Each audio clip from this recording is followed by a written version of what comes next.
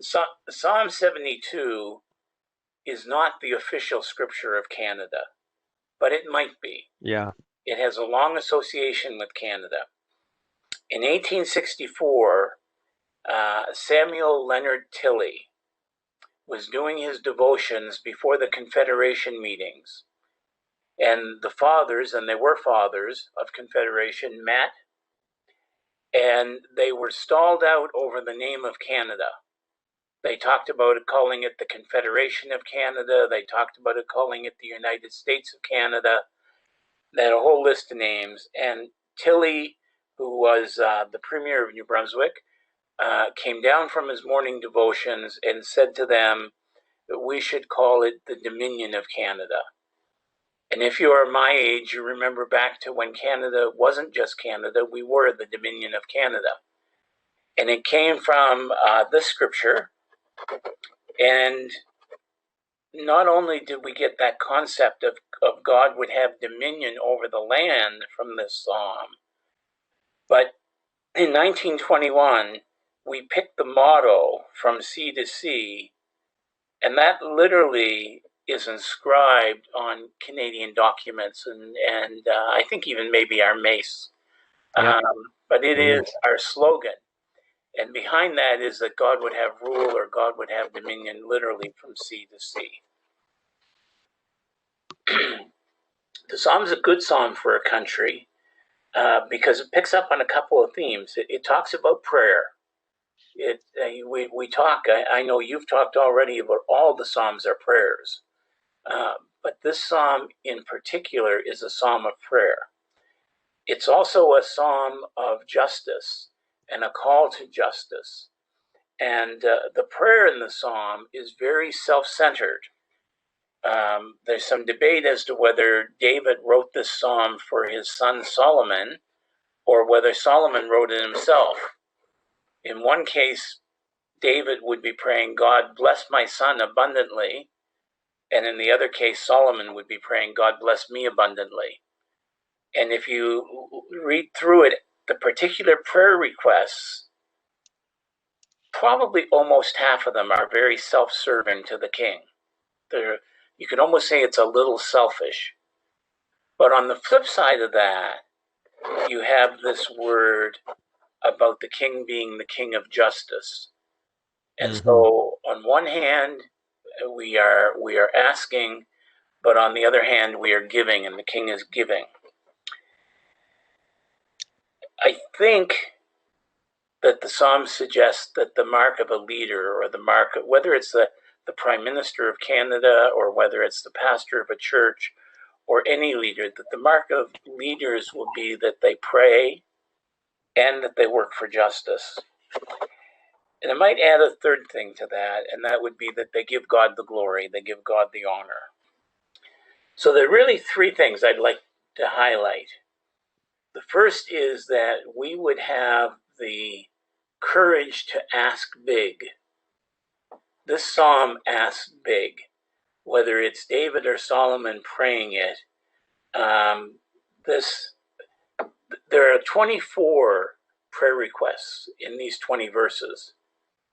And in fact, there may be more depending on how you actually count, what you count as a prayer request and what you count as simply a repetition of a prayer already requested. But in this prayer, the writer asks for peace. The writer asks that others would revere him, the king. He asks that he would rule from sea to sea. He asks that nomads bow down to him, that enemies lick his dust, that kings bring him presents, that all kings bow down to him.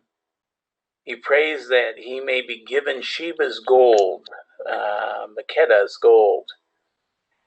It's a prayer where he asks the leaders to bless and pray for him. He prays for an abundance of grain. He prays for the people of the city to flourish. He prays that his name would literally be remembered forever. And that's just some of them. And and figured in behind this psalm is always the presence of God. And the psalmist is kind of saying, remember God in these things, But before the psalmist gets to that, the psalmist is saying, remember me, God, remember me, give me these things. Right. And I think sometimes in our prayer we're timid. We don't ask big enough.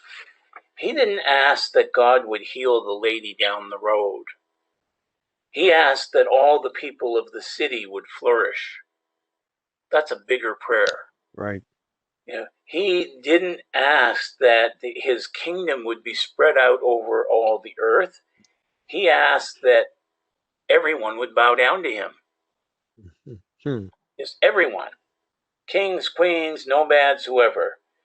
And should he have enemies, he prays very bluntly that they would lick his dust. I don't know that we'd ever have the courage to pray that prayer these days about our enemies. But it's very, very blunt. He prays not only that there would be enough grain, but he prays that there would be an abundance of grain. It's just kind of the way the prayer goes. Mm-hmm. And we live at a time when I think we need big prayers. Yeah. It's not just that we're in the middle of COVID. I mean, if that were the only thing going on in our world, we would feel overwhelmed. We have a crazy country to the south of us. And that's just to remind you, not a political statement. I didn't actually say any particular person was crazy. Right. We're living north of a country that's kind of gone insane. Yeah. And they don't know how to talk to each other. And that's scary because they are still the most powerful country in the world. We live in a world where on every continent there are battles and wars.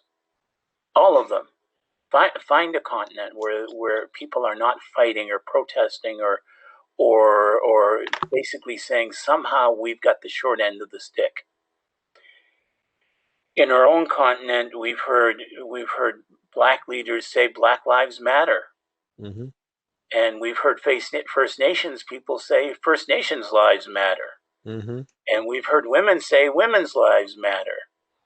All of them are saying in some way, we don't feel like we're getting a fair deal. And each of those has the potential to disrupt our society very significantly. We live in an age when we wonder to what degree our environment is out of control. And we could just add thing after thing after thing after thing after thing. It's not that we have a few problems, it's we are beset with problems. Mm-hmm.